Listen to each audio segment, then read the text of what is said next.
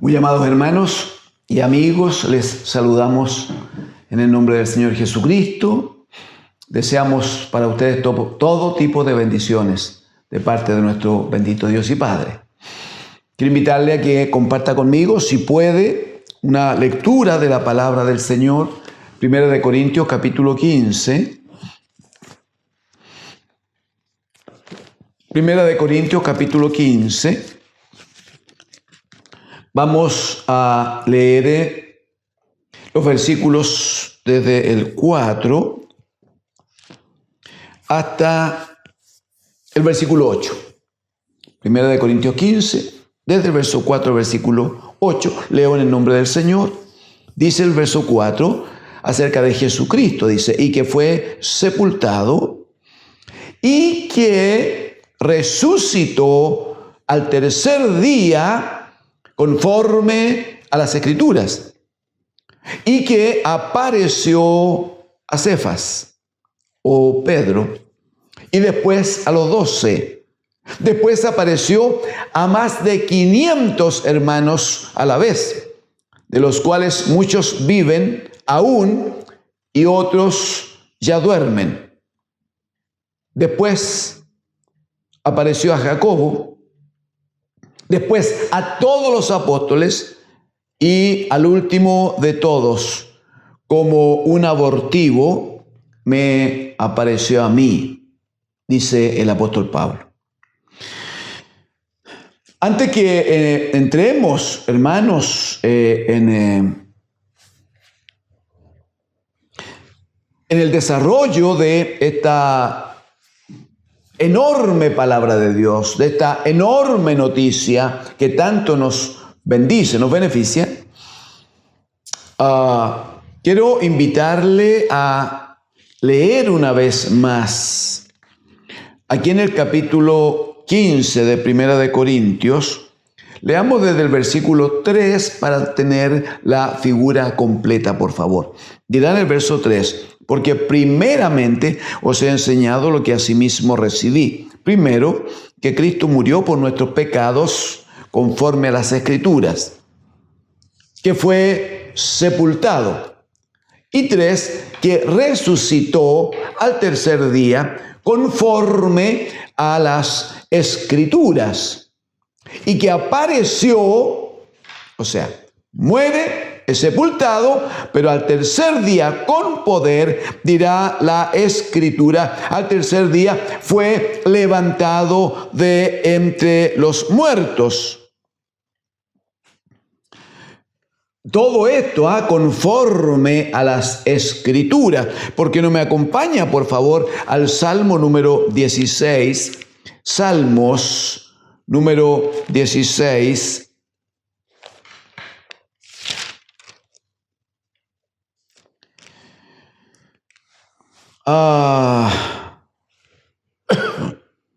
Versículo 5 dice: Jehová es la porción de mi herencia y de mi copa.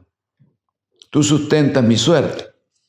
Cuando dice Jehová es la porción de mi herencia, dice que toda mi riqueza es Él. Toda mi riqueza está en Él. Verso 8, a Jehová dice, he puesto siempre delante de mí, porque está a mi diestra, no seré conmovido. Se alegró por tanto mi corazón y se gozó mi alma. Dice, mi carne también reposará confiadamente. Verso 10, por favor. ¿Por qué es que su carne va a reposar confiadamente? Porque claramente hay una alusión muy directa aquí, como lo vamos a ver, a su muerte. Dice, mi carne reposará confiadamente. ¿Por qué? Verso 10. Porque no dejarás mi alma en el Seol, en el lugar de los muertos, ni permitirás que tu santo vea corrupción. Esto es muy interesante porque el conocimiento que se tenía en la época es que a partir del cuarto día los cuerpos muertos empezaban a deteriorarse. Eso lo señala en el Evangelio de Juan, a partir del capítulo 11 puntualmente, cuando muere Lázaro y el día número 4 Jesucristo va a la tumba de Lázaro, pide que saquen la roca que era la puerta del sepulcro, y cuando dice quiten la piedra, dice que María salta delante del Señor para decirle no, porque ya hiede, pues es el 4º día de su muerte. Sabemos que el Señor hizo un enorme milagro, bendito sea Él. Pero interesante, porque aquí hay una profecía. Dice que Jesucristo murió conforme a las Escrituras, fue sepultado, pero dice, y que resucitó al 3er día conforme a las Escrituras, conforme a las Escrituras. Bueno, ¿qué dice la Escritura aquí en el Salmo número 16? Dice, mi carne estará confiada, mi carne reposará confiadamente, dice, porque no dejarás mi alma en el Seol, ni permitirás que tu santo vea corrupción. No permitirás que tu santo vea corrupción. Hay otra profecía que podemos leerla. Yo quisiera solo referirme a ella. Estoy hablando de Jonás, ¿no? Estoy hablando de Jonás, un profeta de Dios a quien Dios le manda a predicar. Él desobedece y luego dice que este hombre es tomado por un gran pez. Cuando lo echan de la embarcación en que estaba, es tomado por un gran pez y permanece dentro del pez 3 días y 3 noches. Cuando Jesucristo viene a la tierra, los escribas, los fariseos, le dicen, danos señal de que tú eres hijo de Dios. Y él dice, la generación perversa demanda señal, pero no les será dada, dice, otra señal, sino la señal de Jonás. Esto de 3 días en la sepultura, 3 días bajo tierra, 3 días literalmente muerto, ¿no? Literalmente sepultado. Pues bien, tenida esta información, entonces, ¿qué decimos respecto de este Cristo resucitado? Evangelio de Juan, capítulo 20, por favor. Evangelio de Juan, capítulo 20. Los primeros versículos del capítulo 20 de Juan dicen, el primer día de la semana, María Magdalena fue de mañana, siendo aún oscuro, al sepulcro y vio quitada la piedra del sepulcro. Entonces, sabia, una mujer sabia, María Magdalena, una mujer sabia, corrió y fue a Simón Pedro y al otro discípulo, o sea, a Juan, al que escribe. Fue a Simón Pedro y al otro discípulo, aquel al que amaba a Jesús, y les dijo, se han llevado del sepulcro al Señor y no sabemos dónde le han puesto. No tenía ninguna otra explicación María Magdalena. Alguien abrió la puerta del sepulcro, quedó eso abierto, observó algo, vio que allí claramente no estaba el Señor. Entonces corre donde los discípulos y les da la noticia, se han llevado el cuerpo del Señor y no sabemos dónde lo han puesto. Entonces salieron, verso 3, salieron Pedro y el otro discípulo y fueron al sepulcro. Dice, corrían los dos juntos, pero el otro discípulo, o sea, Juan, corrió más aprisa que Pedro, era más joven, y llegó primero al sepulcro, y bajándose a mirar, vio los lienzos puestos allí, pero no entró. Fue cuidadoso, también fue cuidadoso, esperó al mayor, esperó al de más experiencia, esperó la palabra con sabiduría, con prudencia. Versículo 6. Luego llegó Simón tras de él y entró en el sepulcro y vio los lienzos puestos allí y el sudario que había estado sobre la cabeza de Jesús, no puesto con los lienzos, sino enrollado en un lugar aparte. Entonces entró el otro discípulo que había venido primero al sepulcro y vio y creyó, porque aún no habían entendido la Escritura. No habían entendido la Escritura, que era necesario que Él resucitase los muertos. Y dice que volvieron a los suyos. El problema es, bueno, pero ¿y qué pasa con María? María Magdalena, la que tuvo el primer encuentro, la que tuvo la primera observación allí, la que se encuentra con que habían robado el cuerpo del Señor Jesús. Verso 11 dice, pero María estaba afuera llorando, fuera junto al sepulcro. Pero María estaba afuera llorando junto al sepulcro. Y mientras lloraba, se inclinó a mirar dentro del sepulcro y vio a 2 ángeles con vestiduras blancas, que estaban sentados el uno a la cabecera y el otro a los pies, donde el cuerpo de Jesús había sido puesto. Los discípulos ya se habían retirado. María quedó allí.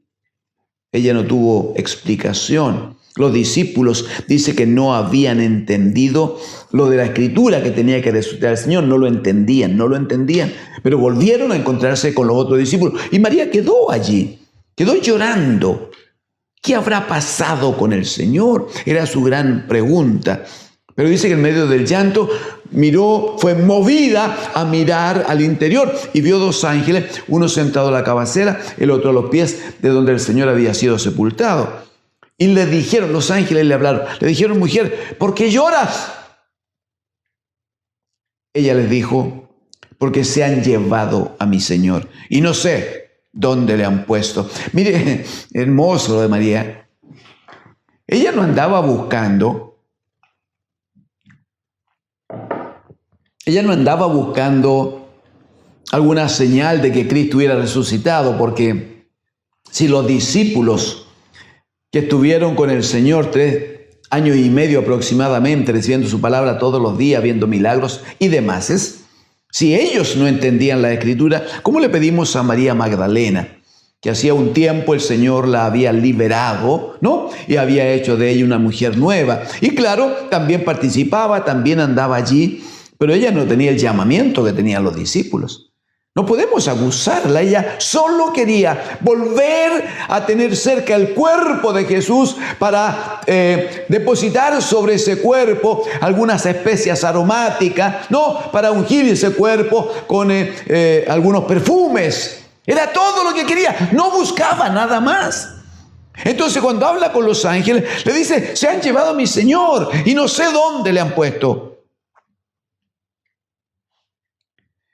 Verso 14, dice, cuando había dicho esto, se volvió y vio, aquí dice, vio a Jesús que estaba allí. Bueno, eso es lo que estaba, no hay duda. Pero lo que ella vio fue a un varón.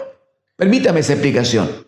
Estaba hablando con los ángeles allí. Luego se vuelve y ve a un varón. Eso ve. Mas no sabía, ahí está, ¿ve? Mas no sabía que era Jesús. Entonces, ¿y por qué no sabía que era Jesús? Porque ella no podía esperar lo que él estuviera resucitado, pues. Si él había muerto, ella lo había visto cuando le habían sepultado allí en la tumba de José de Arimatea.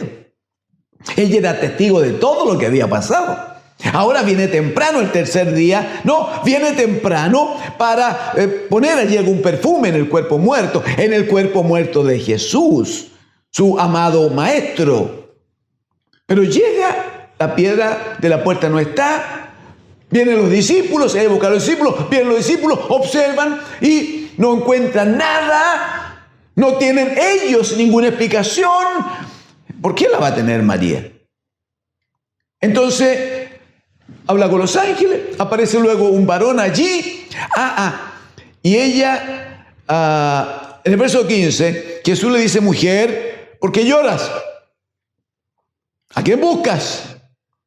Ella pensando, mire pues, ella pensando que era el hortelano, le dice, Señor, si tú te lo has llevado, si tú sacaste de aquí el cuerpo y lo depositaste en otra tumba, Por favor, dice, ¿dónde le has puesto? Y yo lo llevaré. Lo único que busco es el cuerpo muerto, nada más. Verso 16. Jesús le dice, María. Volviéndose ella, reconoció la voz. Capítulo 10 de Juan. Jesucristo había dicho, mis ovejas oyen mi voz y me siguen. Y yo las conozco, dice. Y nadie las arrebatará de mi mano. María, le dice el Señor. Y ella reconoce la voz. Y le dice, Raboni, que quiere decir maestro. Jesús le dice, no me toques. El evangelio paralelo dice que ella se echó a los pies para abrazarle. Y la respuesta del Señor es, no me toques, porque aún no he subido a mi Padre. Mas ve a mis hermanos y diles, subo a mi Padre. Dice, subo a mi Padre y a vuestro Padre, a mi Dios y a vuestro Dios. Esta expresión de Jesucristo no había sido compartida antes con los discípulos. Cuando el Señor necesitó identificarse, Él habló de su Padre unas pocas veces. Él habló de su Padre. Dijo que Él había venido de su Padre. Cuando les enseña a orar a los discípulos, le dice, ustedes van a orar, se van a meter a la pieza, Mateo capítulo 6, ¿no? Y van a decir, Padre nuestro que estás en los cielos, etcétera, etcétera, etcétera. Y van a orar en secreto a vuestro Padre, y vuestro Padre les va a recompensar en público.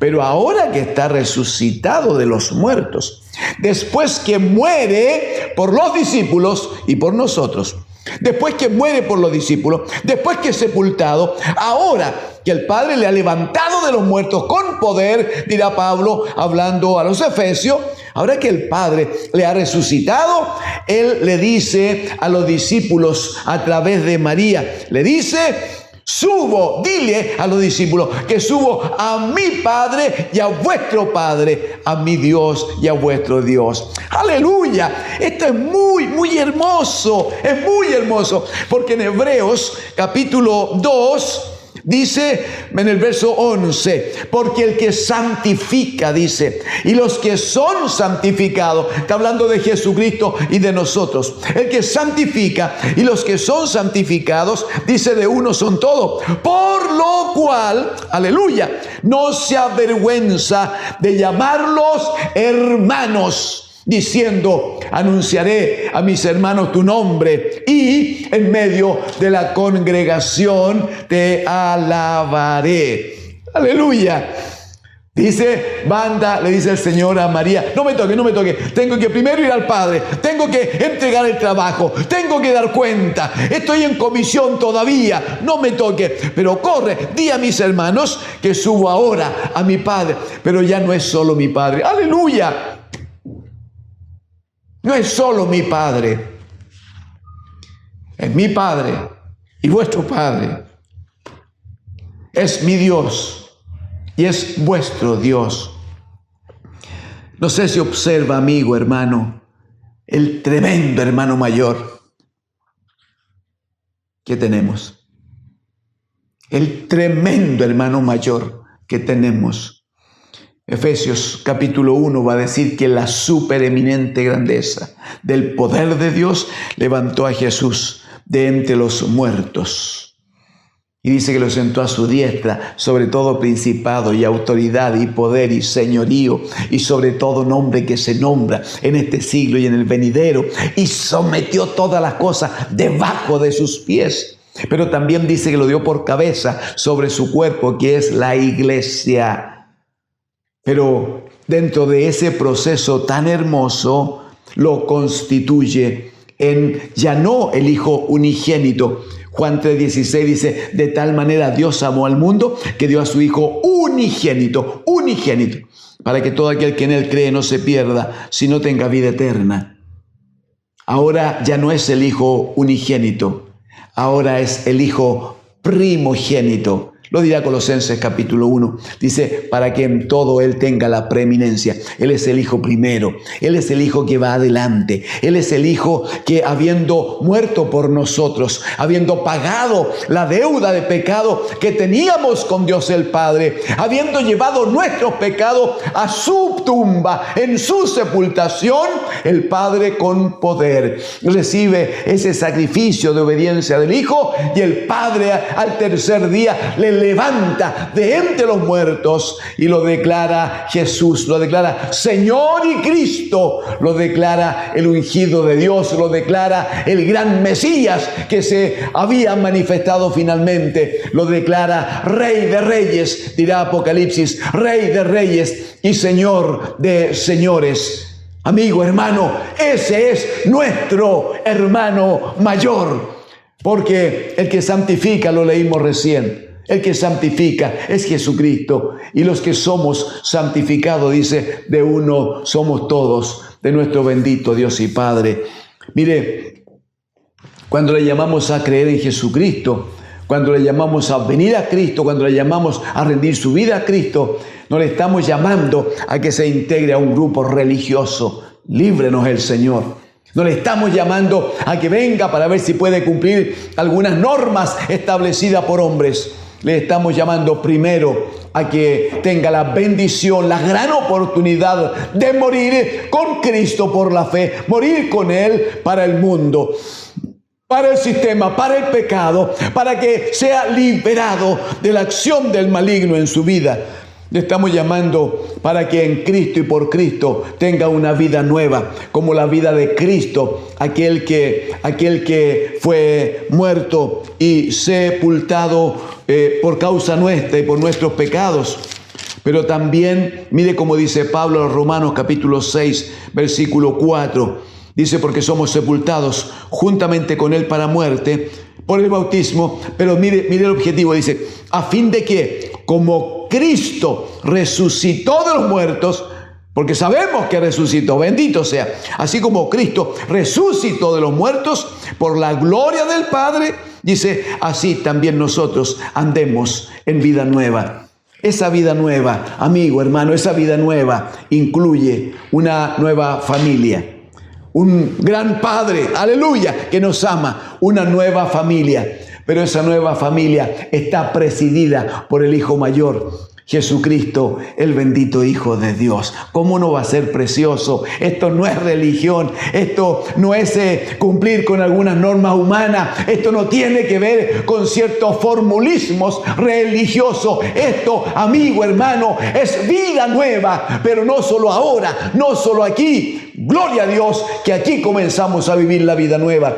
Aquí comenzamos a vivir la vida eterna. Aquí comenzamos a vivir la paz, el gozo del Señor. Aquí empezamos a vivir lleno de esperanza.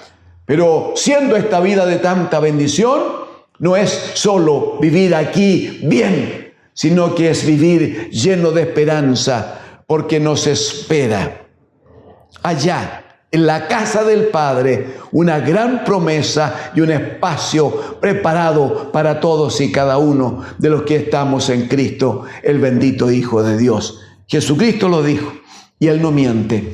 No se turbe vuestro corazón. Si creen en Dios, crean también en mí. En la casa de mi Padre hay muchas moradas. Si así no fuera, yo lo hubiera dicho. Voy pues a preparar lugar para vosotros. Y si me fuere y os prepararé lugar, aleluya, vendré otra vez y os tomaré a mí mismo, para que donde yo estoy, vosotros también estéis.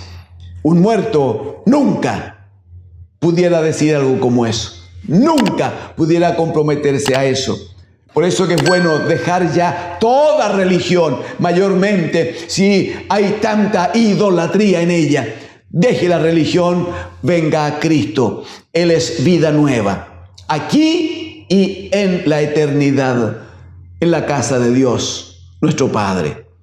Que Dios, el Señor, le bendiga. Amén.